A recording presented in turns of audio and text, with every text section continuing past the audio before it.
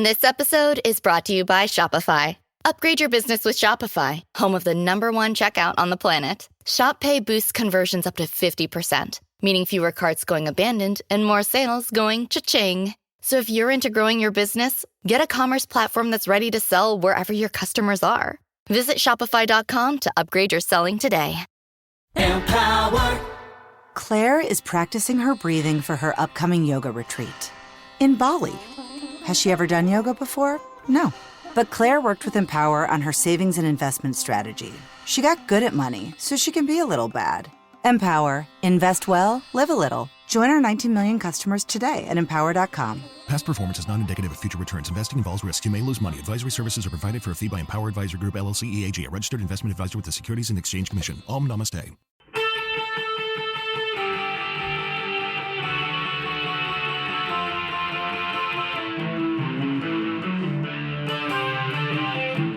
This is the Daily Blast from the New Republic, produced and presented by the DSR Network. I'm your host, Greg Sargent.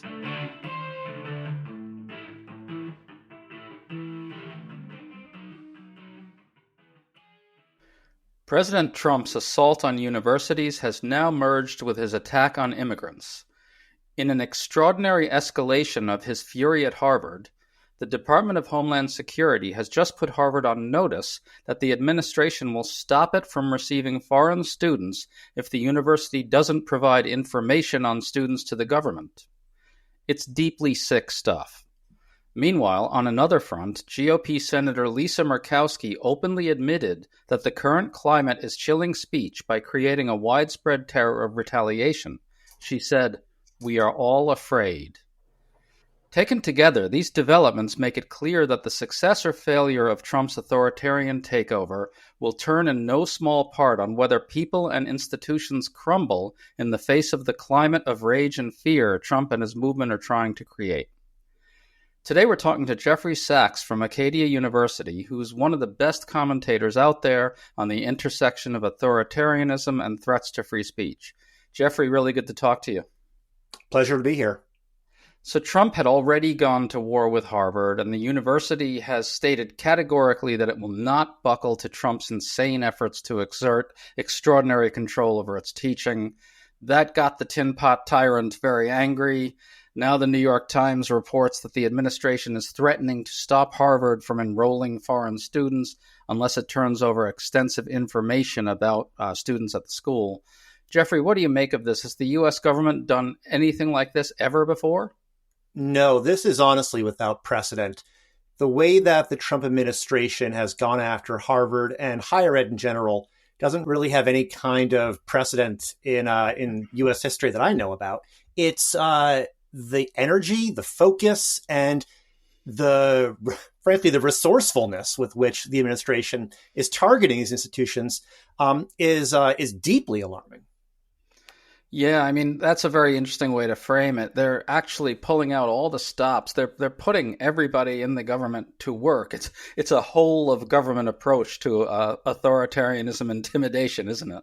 It really is. And I think that's what I wasn't expecting. For observers like myself and analysts, we were expecting the Civil Rights Office of the Department of Education to be leading the charge, because that is the body tasked with investigating universities that, for instance, fail to protect students from discrimination or harassment. And we thought that's where the attack was going to emerge from. Instead, we're seeing the Department of Justice, the Department of State, and now DHS, the Department of Homeland Security. So we're really seeing every tentacle, every arrow in the quiver of the government, all firing at once at Harvard and institutions like it. So let's bear down a bit on what Trump is actually trying to do with this particular attack. DHS's letter to Harvard cites the role of the Student and Exchange Visitor Program, which is a government program that monitors whether particular schools can receive foreign students. The letter then makes an extraordinarily sweeping demand. It directs Harvard to provide information about each student visa holder's illegal, dangerous, or violent activity, or threats to other students, or any deprivation of the rights of other students. Failure to do this, the letter says, will result in withdrawal of the university's ability to receive foreign students. And there are many other demands DHS makes as well. Jeff, what is the government really demanding here? And is there any way a university could even meet these demands? Okay, so this program, the Student and Exchange Visitor Program, is lays out certain qualifications and certain sorts of information that universities and colleges have to provide to the federal government as a condition of receiving student visa-bearing students. And the issue here is that the government is demanding from Harvard information that they are not required to provide. In fact, the information that the program requires universities to provide are pretty straightforward. Things like students' full name, their address, their academic status. For instance, are they maintaining a full-time or part-time course load? And the idea being that if a student is patently not attending class, if they're using their student visa as a pretext to engage in for instance, to participate in the workforce, DHS wants to know. If they're no longer a student in good standing, DHS wants to know. And that would all be above board if that's what Harvard was being asked to produce. What's actually being asked, though, goes far beyond that. As you already stated, they're being asked to furnish the government with information about whether or not students have engaged in, quote, known dangerous or violent activity, whether they've issued threats, whether they have obstructed the school's learning environment. None of this falls under the categories of information that schools are obligated to provide. These are private records, which universities gather and they maintain for their own purposes, but they are under no obligation to provide them to the federal government. In fact, the only kind of information that's even vaguely related to this that Harvard will be required to produce would be whether or not a student has been disciplined by Harvard as a result of being convicted of a crime. But as long as there's no been conviction of a crime, then Harvard has no record that it needs to provide to the federal government of this nature. Does the federal government have the power to make Harvard's ability to receive foreign students contingent on this? It seems to me that there's going to be a major legal challenge here, or at least the potential for one, no? Yes. I can't say for certain how any judge will rule on a matter like this, because I've never known of a case where a university received a letter of this nature. It's completely out of the ordinary. The statute in question lays out the sorts of information and records that universities must provide to DHS upon request. And the information is, again, generally straightforward. The school's name, the student's address, their attendance record, what their status is, full-time or part-time.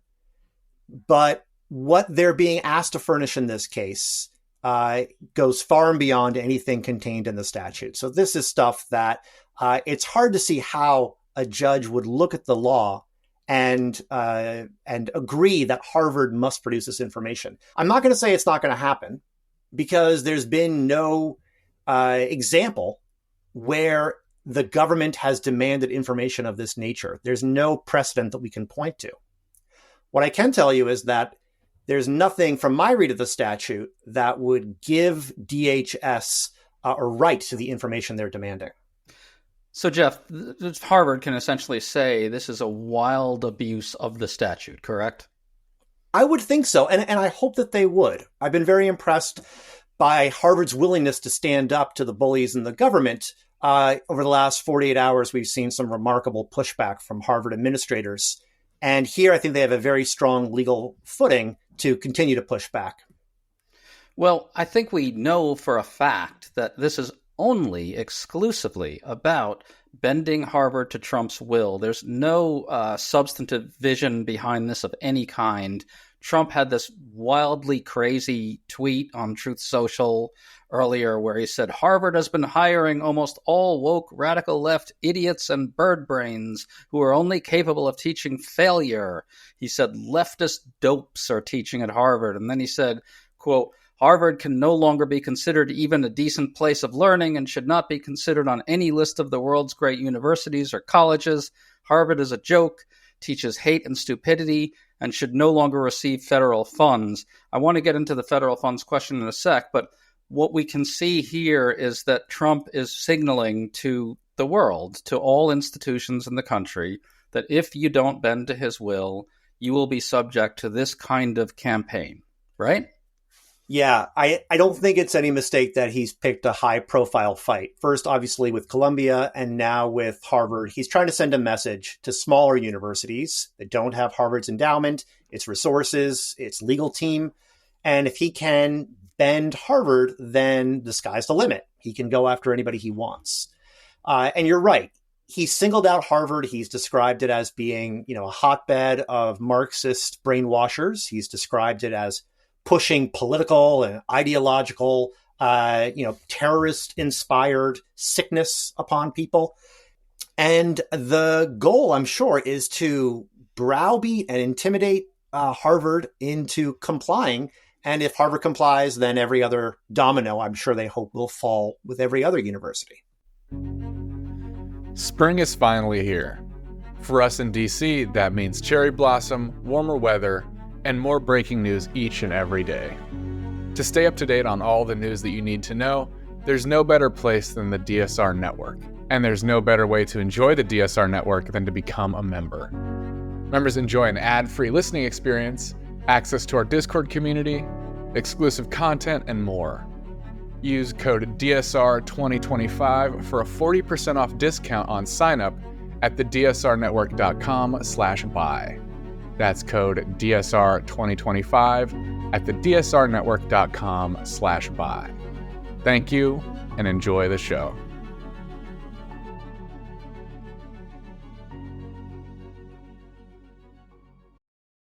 This episode is brought to you by Progressive Insurance. Do you ever find yourself playing the budgeting game? Well, with the Name Your Price tool from Progressive, you can find options that fit your budget and potentially lower your bills. Try it at Progressive.com. Progressive Casualty Insurance Company and Affiliates. Price and coverage match limited by state law. Not available in all states.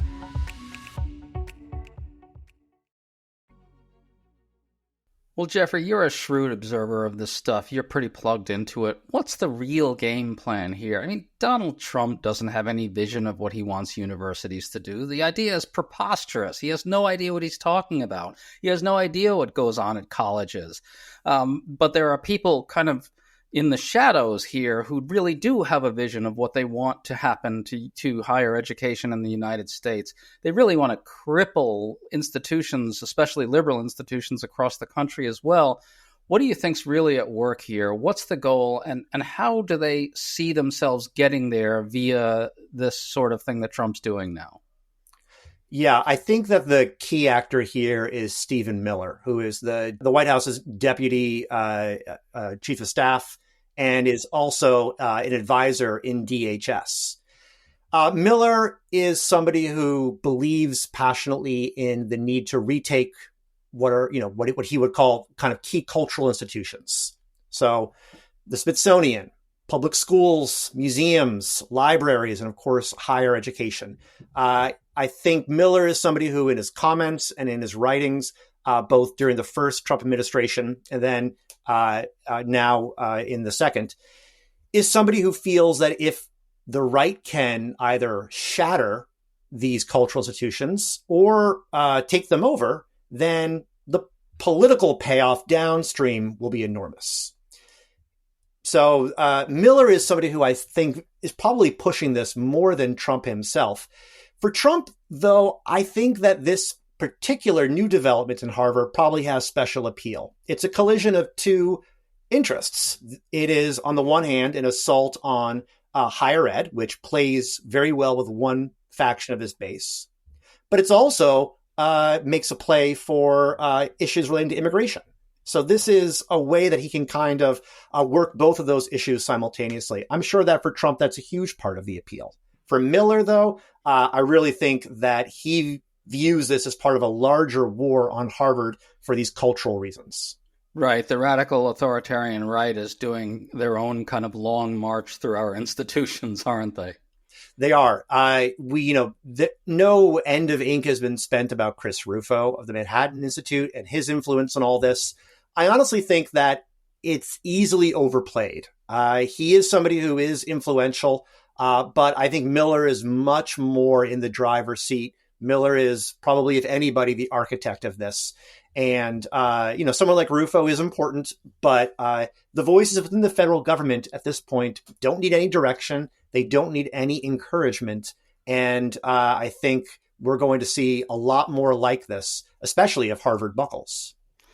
Well, a lot's at stake here. I want to raise one other thing about this Harvard standoff. I think it's plainly obvious that the administration is setting Harvard up in a certain way. It's making these demands like turn over information about any students, depriving others of their rights, which are ridiculously vague. And so Trump allies are going to swoop in and say, look, this conservative student's rights were violated by that shadowy, dark foreign student over there, and Harvard didn't report it. It's going to create this atmosphere where MAGA figures are encouraged to go in and quote unquote find examples of this or invent them. Hey, look, that foreign student did something dangerous. Why didn't Harvard say anything? Isn't that the game plan here as well, Jeff? It's funny you mentioned that. I've been gaming out in my head what exactly the goal here is for the administration. Because there's nothing that I can find in the statute that would require the university to turn over this information. It's hard to see how this ends, short of total capitulation by Harvard, with the government winning. And it reminds me immediately about how just 3 days ago or so, we learned that the government had also issued a letter to Harvard demanding that all these sorts of internal reforms be implemented immediately within Harvard. And some of them were just flat out contradictory. So in this letter that the government sent to Harvard, they required, for instance, that Harvard adopt a strict meritocracy for purposes of hiring and admissions.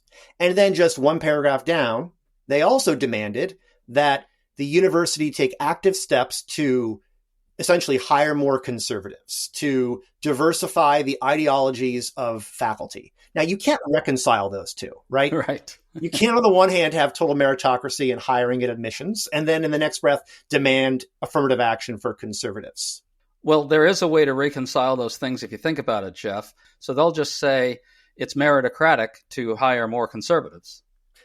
I think it gets pretty difficult to satisfy for the purposes of a court how these can be reconciled. And again, it makes me wonder if the game here is not so much to get Harvard to capitulate, because again, these demands in the case of this letter 3 days ago are contradictory. The demands from the letter today from DHS are not legally enforceable, at least from my read of the statute. I'm not sure to what extent what the government is after is to actually prevail in these specific issues, so much as it is to bludgeon and demoralize Harvard, to drain it through lengthy legal battles. So in a way, gaming out how this finally ends, it might not be with Harvard, losing in court. More likely, it's just going to be an attempt to demoralize, undermine, humiliate, and really, frankly, from the government's point of view, milk politically this issue as much as possible for as long as possible.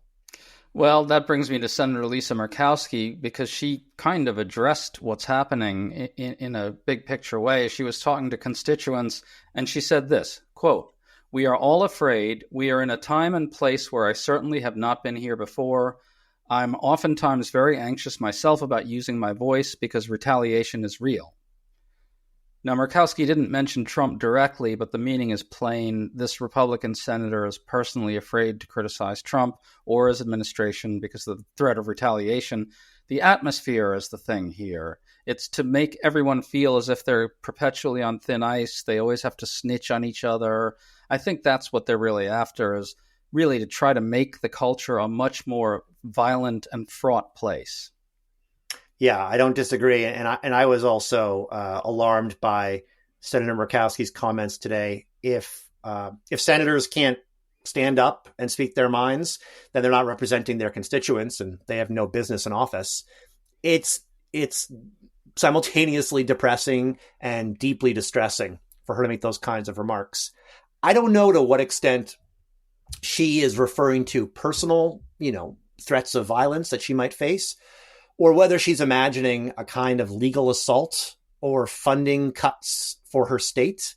We're already seeing something like that happening with Maine after Maine's governor stood up to Trump on Title IX issues relating to trans students and their participation in athletics.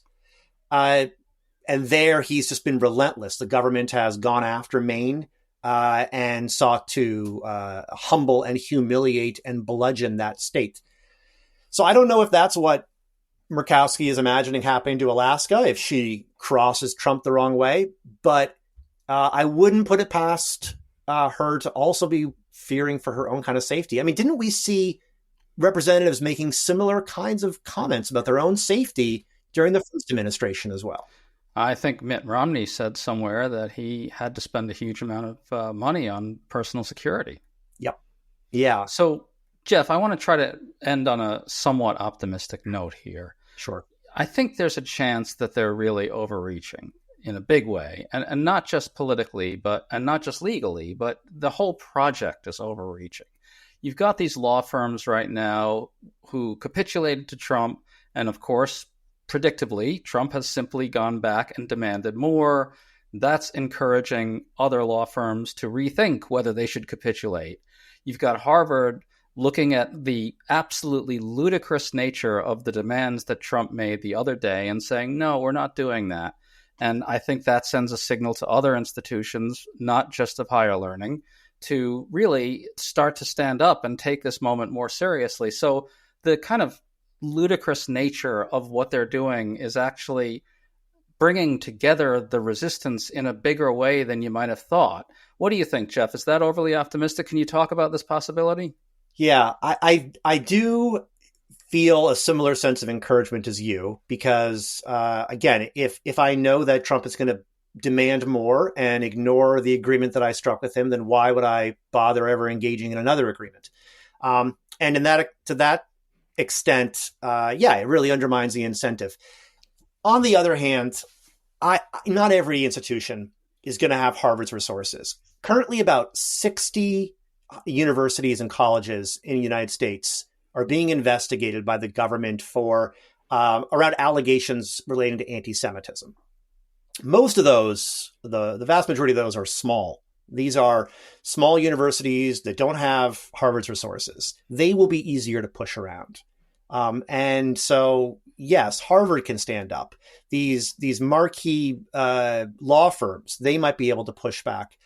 But, we're 4 months into a 4-year term, and a lot of pressure can still be expended. I think this only really ends successfully is if the political incentives for the White House change. So that's going to mean a broad base across the board resistance. It's going to mean, diving approval numbers for the White House. It's going to mean some really humiliating defeats in court. It'll take a lot. And I just don't think it's going to happen overnight. I agree. It's going to take a string of real losses and a slide in approval, which I think is already underway. The numbers are looking bad for Trump. Jeffrey Sachs, I think we got a chance to get through this, but I certainly wouldn't bet my life on it. Really good to talk to you, man. Thanks for coming on. My pleasure, Greg. You've been listening to The Daily Blast with me, your host, Greg Sargent. The Daily Blast is a New Republic podcast and is produced by Riley Fessler and the DSR Network.